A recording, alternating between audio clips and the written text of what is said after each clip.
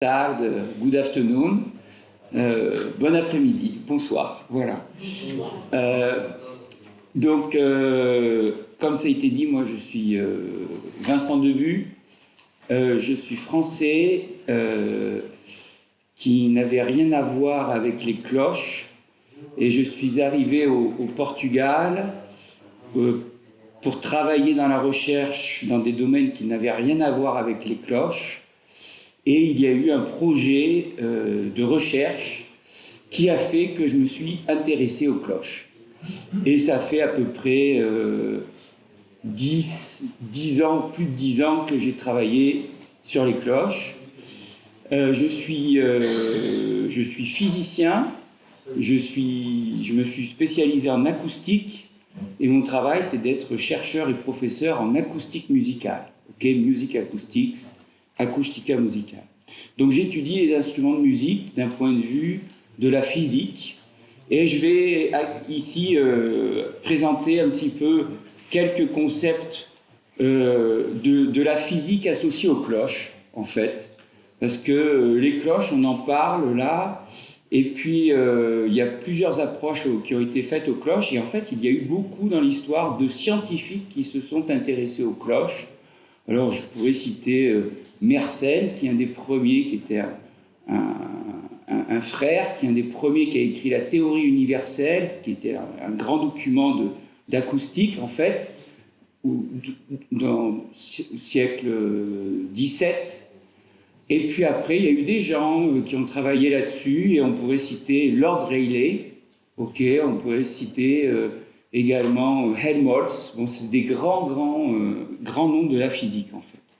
Alors, là, je ne vais pas faire un cours de physique, mais je vais présenter quelques concepts, et j'expliquerai pourquoi c'est intéressant pour les cloches, et puis après, je donnerai des applications concrètes que j'ai faites ces dernières années, pour, en particulier, ce qu'on appelle Preservation and Cultural Heritage. Alors, je vais avoir 3 axes à peu près qui vont être discutés. La production du son dans les cloches. Ensuite, je vais parler de comment on peut caractériser, comment on peut mesurer les propriétés physiques des cloches. Et puis après, je donnerai ces exemples sur le patrimoine culturel. Alors, on va commencer par des notions très simples. Déjà, qu'est-ce que le son? Alors le son, c'est pas du miracle.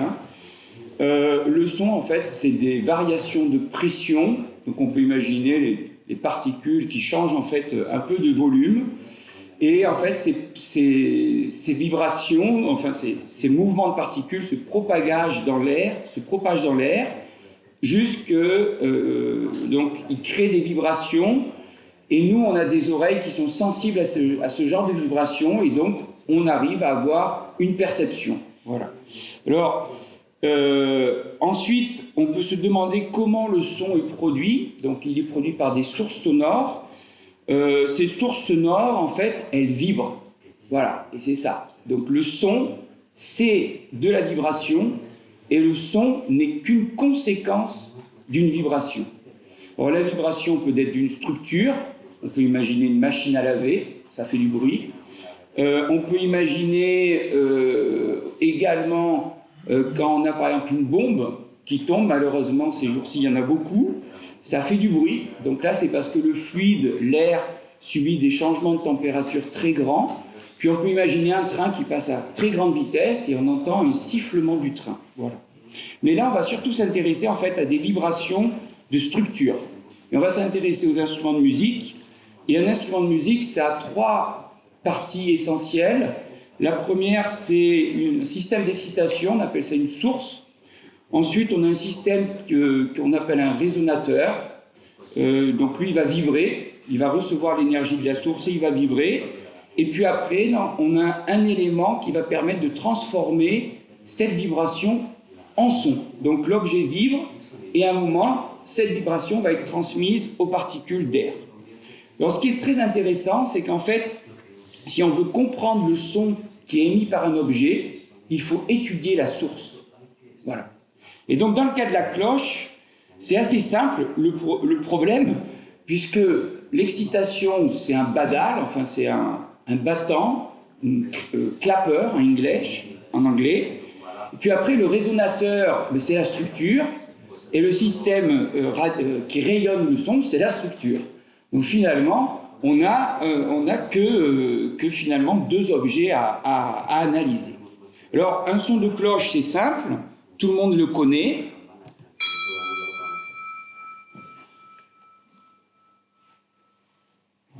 Alors c'est assez intéressant, là c'est un son d'une petite cloche, hein, vous l'avez bien reconnu. Alors c'est un son qui a vraiment un timbre particulier, on sent qu'il y a beaucoup de fréquences là-dedans, les musiciens parlent de timbre.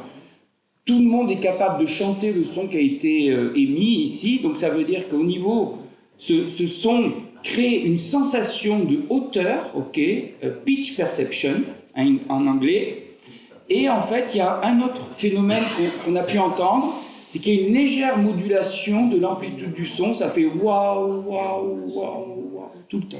Voilà. Donc ça, c'est vraiment les caractéristiques sonores que l'on entend quand une cloche fait un son. Alors on peut donner des représentations à ces sons, et ici, là en bas, j'ai une représentation, ça s'appelle historiquement un sonagramme, on appelle ça une représentation temps-fréquence ou un spectrogramme. Finalement, c'est comme une partition de musique. Le temps est l'axe horizontal, et l'axe vertical, c'est comme s'il y avait do, ré, mi, fa, sol, la, si, do. Okay, sauf que là, on parle en termes de fréquence. Voilà. Et vous savez très bien que le do a une fréquence, que le la a une fréquence. Donc là, voilà, ce que je vois, c'est qu'il y a plusieurs lignes horizontales. Chaque ligne horizontale est plus ou moins courte. Chaque ligne horizontale correspond à une fréquence. Donc on s'aperçoit qu'un son de cloche a plusieurs fréquences. Et on s'aperçoit que la longueur de ces lignes horizontales sont différentes. Ça veut dire que le temps de vie de chaque fréquence est différent. Et puis, on appelle ça en fait les partiels. Okay, ces fréquences ont un nom, ça s'appelle des partiels. Voilà. On parle de fréquences fondamentales, souvent en musique, mais là, on ne va pas en parler. On va juste simplement parler de partiels. Et puis, ces partiels ont certains noms qui sont très connus par les fondeurs de cloches. Alors, en anglais, la première fréquence, ça s'appelle le hum. La deuxième, ça s'appelle la fondamentale. La troisième, ça s'appelle la tierce. La quatrième, la quinte. Et l'autre, l'octave. Voilà. Et en fait, on a plusieurs fréquences. Et si on analyse les rapports de fréquences, les rapports qui existent entre ces fréquences, on s'aperçoit qu'on a un accord de tierce mineure. Voilà. Et ça, c'est le son de la cloche typique européenne. Ok, alors c'est important d'entendre ça. Quand on tape une cloche, on n'entend pas une note, on entend un accord. Alors, il y a énormément de fréquences dans un son de cloche, et on parle de ces fréquences sont dans des rapports mathématiques qu'on qualifie de harmoniques ou de inharmoniques. En tous les cas, c'est une soupe de fréquences, finalement, quand on entend un son de cloche. Et ici, j'ai listé quelques noms classiques des fréquences de cloche. Alors, l'autre caractéristique, c'est ce qu'on appelle en anglais le warble. Okay, donc, c'est cette modulation d'amplitude qui fait waouh, waouh, waouh, waouh. Okay. Il dépose la question assez pertinente, c'est quand une cloche, vous pourrez faire cet exemple-là avec des amis, quand vous entendrez une cloche, vous leur demanderez de chanter la note qu'ils entendent, et très souvent, on chantera des notes différentes. C'est-à-dire que la notion de hauteur de son de cloche est un phénomène très très particulier, ok ? Et ça s'appelle en anglais la strike note. Alors, maintenant, je vais donner une fois que j'ai présenté les caractéristiques sonores de la cloche, je vais montrer que ces caractéristiques sonores dépendent de propriétés physiques de cette cloche. Donc l'origine des partiels, c'est en fait ce qu'on appelle des modes de vibration de la structure de la cloche. Quand on se demande qu'est-ce que l'origine de ces battements que l'on entend, ok, ce beating, ça provient des modes de vibration de la cloche. Ensuite, quand on regarde pourquoi chaque partiel disparaît au cours du temps de manière différente, c'est dû en fait à des caractéristiques liées au matériel dans lequel la cloche est construite. Et quand on se demande d'où vient la hauteur de la cloche, ben là, la physique n'explique pas tout et il faut ajouter des théories de psychoacoustique pour comprendre ce phénomène-là, qui n'est toujours pas compris. Ok, voilà. Alors, qu'est-ce que sont les modes de vibration? Les modes de vibration, tout objet qui existe peut vibrer. Et il y a des mouvements naturels. Vous voyez, mon bras, il peut bouger comme ça naturellement. Maintenant, si je veux passer ce bras-là de l'autre côté, ça va être compliqué. Ça, c'est pas du tout un mouvement naturel. Donc, tous les corps ont des mouvements naturels, et ces mouvements naturels arrivent à une certaine fréquence, qu'on appelle couramment fréquence de résonance. Ok, voilà. En fait, ce qui est assez intéressant, c'est que ce concept de mode est très important pour les gens d'ingénierie. Et quand on regarde, en fait, comme ici, une membrane qui est percutée et qui vibre, ben, on pourrait représenter, en fait, ce mouvement de manière très simple, comme l'animation qu'il y a, ok, d'une membrane qui va et vient. Mais en réalité, non, ça ne suffit pas. Ça, c'est juste un mouvement naturel d'une membrane. Et une membrane en a une infinité. Et ici, j'ai présenté plusieurs modes naturels de vibration. Et si je veux expliquer le mouvement vrai de la membrane, il faut en fait que je vois ça comme une somme des mouvements naturels. Vous voyez ce que c'est que la matière? C'est une somme de molécules. Voilà, mais c'est la même chose. La vibration complète, c'est une somme de vibrations élémentaires que j'appelle des modes de vibration naturels. Et pour la cloche, eh bien, ils sont là. Voilà, on les connaît très bien. Alors, c'est assez surprenant parce que certainement qu'on n'imagine pas comment une cloche vibre. Ces modes-là, on n'arrive pas à les voir, mais on arrive à les analyser physiquement.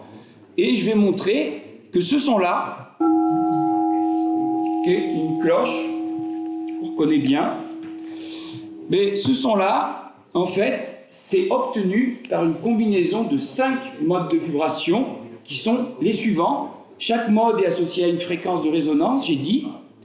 Mais le premier mode, donc la cloche vibre naturellement comme ça, toi avec. Et à ce mouvement-là, il y a une fréquence associée. C'est un son pur. Le deuxième mode, c'est celui-là. Ok, donc là, vous voyez que le mouvement est différent.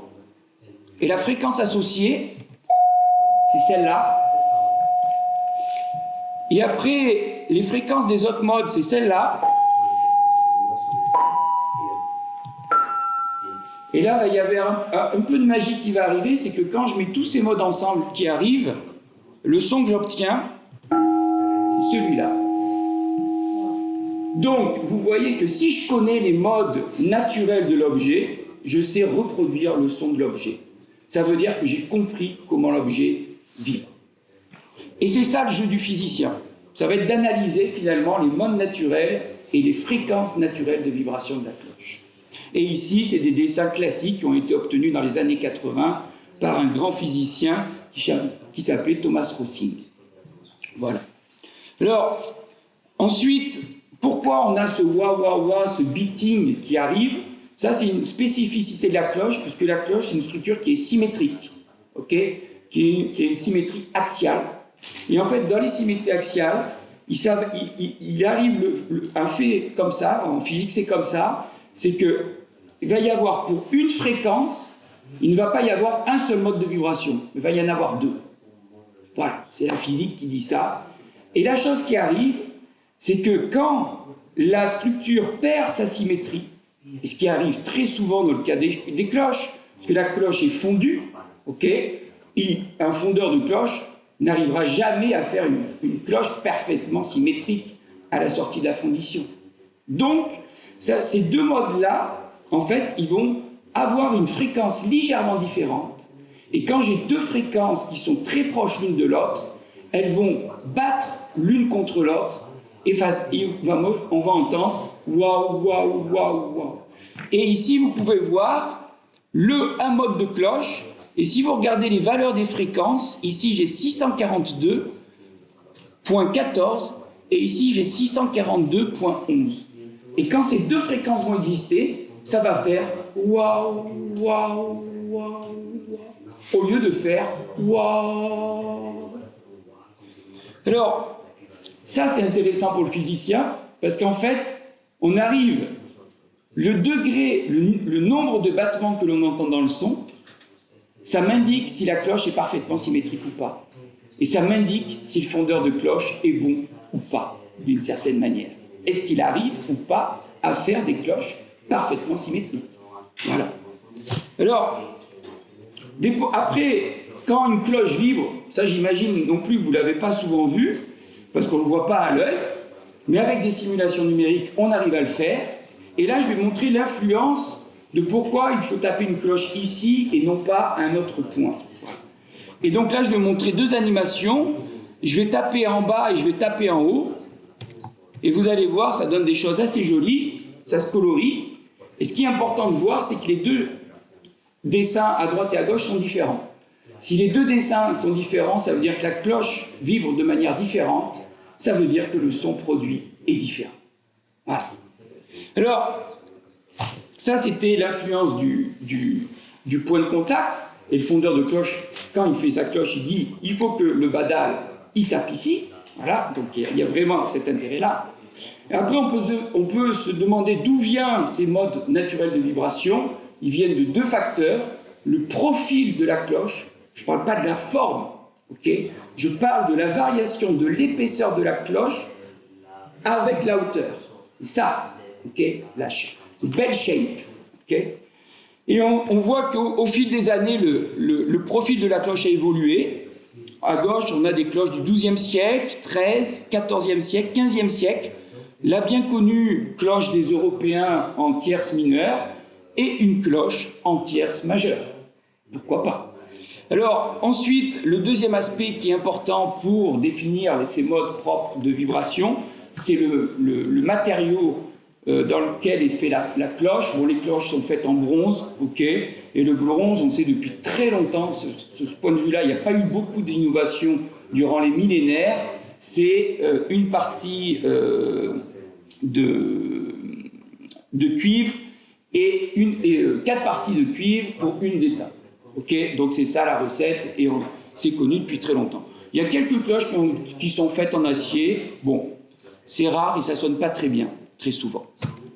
Alors, ce qui est intéressant, c'est qu'après, historiquement, comme j'ai dit, il y avait beaucoup de physiciens qui sont intéressés aux cloches. Et en fait, on a réussi après à accorder ces cloches. Okay, j'ai parlé qu'il y avait des rapports de fréquence très précis, que la cloche fait une tierce mineure. Et c'est pas facile d'aller faire une cloche et de faire que quand vous allez taper, elle va faire une tierce mineure, ça va pas marcher au premier coup. Il faut l'accorder. Et les techniques d'accord de cloche, c'est très difficile. Et ça a été découvert au XVIIe siècle par deux frères, les frères Emoni, en Hollande, okay, qui ont réussi à accorder les premières cloches et qui ont réussi à faire les premiers carillons. Voilà. Et dans l'histoire, après, ce savoir s'est perdu et il a été retrouvé par un Anglais, Simpson, au XIXe siècle. Et on a au Portugal un des élèves qui est passé entre les mains des frères Emoni, pas directement, ok, mais au Portugal, on a les carillons de Mafra, et un des deux carillons était fait par William Whitlock, qui a été en contact, pas direct, avec les frères Emoni. Okay. Voilà. Donc, comment on accorde les cloches? Ben, c'est simple, quand on connaît la physique, on peut accorder un instrument uniquement en changeant ou la masse ou la raideur de l'objet. Donc, pour accorder des cloches, il va falloir enlever de la masse à certains endroits précis. Quelle est la difficulté de tout ça? C'est que si j'enlève de la masse à cet endroit-là, je ne vais pas changer un seul partiel, ok, mais je vais tous les changer. Alors c'est là la difficulté et c'est là le grand savoir-faire. Donc les fondeurs de cloches ont il y a eu des études qui ont été faites empiriques qui expliquent si j'enlève de la matière ici, de comment chaque partiel va évoluer. Il y en a qui vont monter, il y en a qui vont descendre, etc. Et puis aujourd'hui quand même on a des techniques assez avancées qui sont en particulier utilisées par la Royal Ijsbout à Asten en Hollande. Parce qu'avec les modèles mathématiques, on arrive à prévoir tout ça. Voilà. Alors, ensuite, l'histoire de la hauteur de la note perçue, c'est très compliqué. on pourrait donner une image. Est-ce que ce verre qui est là existe ou pas? Vous voyez, et bien ça c'est la question qui se pose pour la sensation de hauteur quand on entend un son de cloche. Mais il s'avère que la fréquence que vous chantez est une fréquence qui n'existe pas en réalité. Et ça c'est la magie. Alors c'est des théories, il y en a plusieurs. Il y a la règle de l'octave, où il y a ce qu'on appelle la fondamentale virtuelle. Voilà. Donc ça, la fondamentale virtuelle, c'est en fait le cerveau invente une fréquence qui manque à une certaine logique. Comprenez, si je dis 20, 30, 40, 50, il y a un numéro qui manque, c'est le 10. Mais c'est ce qui se passe pour les cloches. Il y a des fréquences qui existent, il en manque une, mais le cerveau la reconstruit. Voilà. Ça, c'est la fondamentale absente. Alors, ensuite, je vais avancer un petit peu plus, je vais montrer des études qui ont été faites et des techniques.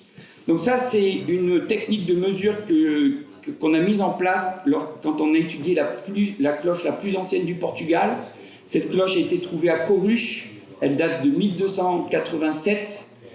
Et donc elle a été rencontrée dans une recherche archéologique cassée.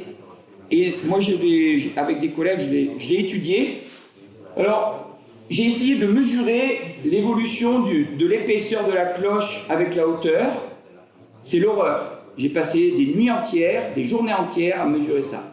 Ok, c'est la galère, mais on arrive avec un pied à coulisse et un laser, on arrive à savoir un petit peu quels sont, à chaque hauteur, quels sont les rayons. Alors aujourd'hui, quand même, on a développé des techniques de scanner 3D, d'imagerie.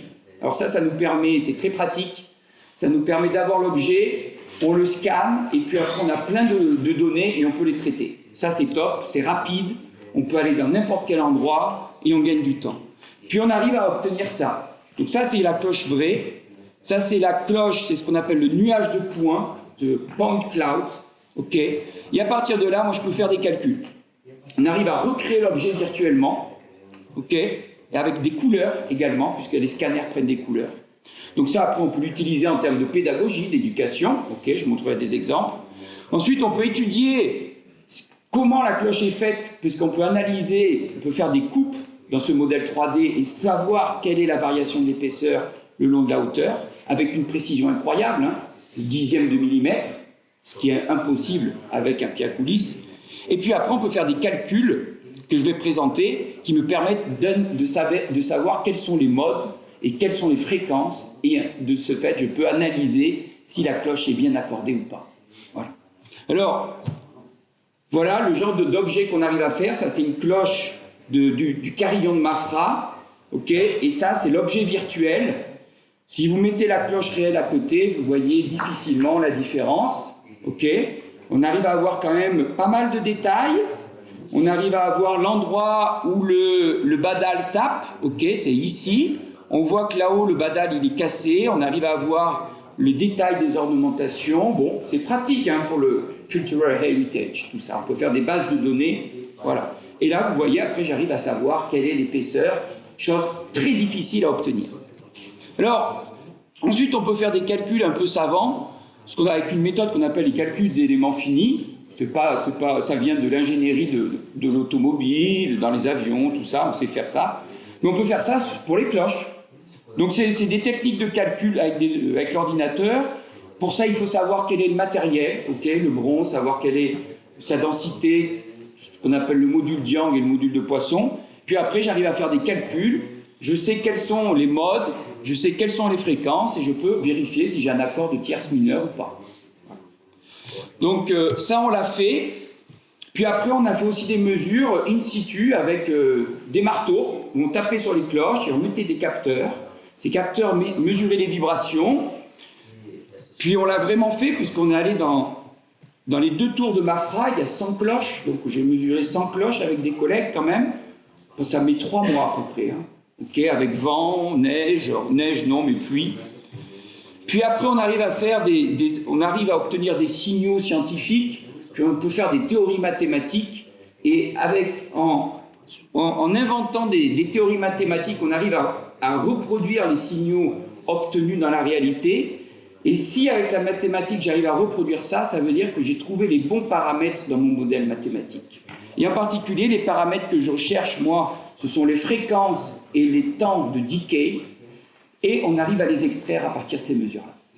Et on a pu donc appliquer ça à Mafra, ok, 2 tours, 2 carillons, une centaine de cloches, certaines originales du XVIIIe siècle, bon, par le dernier fondeur de cloches qui savait le secret, on va dire. Et donc on a pu analyser l'accord de toutes les cloches. À gauche, la tour nord, à droite, la tour sud. On voit que finalement, si les barres sont petites, ça veut dire que l'accord est bon. Et on voit que la tor du sud est meilleure que la tor du nord. Ok ? Et c'est pas surprenant parce que William Whitlock, c'est le dernier qui savait le secret pour accorder des cloches. Ok. Alors après, on a pu calculer aussi le son, le decay du son. Donc c'est le temps que met chaque partiel pour disparaître, ok, pour mourir. Et puis on a pu également savoir quelle était la fréquence du diapason de l'époque. On ne jouait pas à 440 Hz à l'époque. Et puis on ne jouait surtout pas avec un tempérament égal. Et avec les mathématiques, on arrive à reconnaître quel était le tempérament utilisé. Et à Mafra, donc on a pu identifier que le carillon sud, qui est le seul parfaitement accordé, avait une fréquence de diapason de 396 Hz, qui correspond à peu près à un sol actuel. Et on a su déterminer que son accord était suivant que l'échelle musicale était un tempérament mésatonique quart de ton. Voilà. Okay. Et on est arrivé, ça, ce qui est important ici de comprendre, c'est qu'on arrive à faire ça à partir de mesures. Donc on est objectif. Ok, c'est ça la force de tout ce que je raconte. Alors, la cloche de Coruche, c'est celle-là. La cloche de Coruche, elle a été trouvée cassée. On a pu recoller certains fragments, mais il en manque. Ok. Donc si vous tapez cette cloche-là, ben, elle ne fait pas de son. Voilà, elle fait toc. Alors, on a fait une petite étude, on a demandé à des gens des matériaux d'analyser la ligue de bronze, puisqu'on ne sait pas au XIIIe siècle comment ils faisaient le bronze. Donc les gens des matériaux ils ont tiré une toute petite partie de bronze qu'il y avait dans cette partie cassée. Okay, il y avait une partie cassée, ils en ont utilisé, et puis ils ont déterminé quelle était la densité du bronze et quelle était la ligue de bronze, l'alliage. Ensuite, on a mesuré la cloche, on a pu faire des calculs, et puis on a pu savoir si la cloche a été en tierce mineure ou non. Si la cloche était en tierce mineure, les Portugais auraient été les premiers à savoir accorder des cloches. Mais non, ils ne savaient pas. Cette cloche-là, et comme toutes les cloches du XIIIe siècle, c'est une cloche qui a à peu près 3 tons bien accordés. Voilà. Donc les Portugais, à cette époque-là, ne savaient pas faire mieux que les autres. Okay, c'est ce qu'on a cru, enfin c'est ce qu'on voulait savoir finalement. Ça c'était la problématique des gens de musicologie. Alors, après moi ce qui est intéressant c'est que cette cloche-là a été rencontrée cassée, elle a été collée, il manque des parties, donc vous tapez, elle ne fait pas de son. Et avec les mathématiques, on arrive à faire des choses des fois assez géniales, et on arrive même à faire chanter les équations. Et donc, on a pu faire une petite application pour le musée de Coruche, où est en fait présentée la cloche. Et donc il y a une petite application tactile avec laquelle vous pouvez entendre le son de la cloche de Coruche qui n'a pas été entendu depuis le XIIIe siècle. Voilà. Et donc c'est ça. Et puis j'ai fait un petit truc, c'est que je me suis dit, vu que je sais que taper à certains endroits le son est différent, ben, je vais montrer aussi ça aux gens qui vont venir au musée. Et donc on peut entendre le son de la cloche de Coruche quand elle était percutée à cet endroit-là. On peut percuter un petit peu au-dessus, puis on s'aperçoit que le son est déjà un petit peu différent.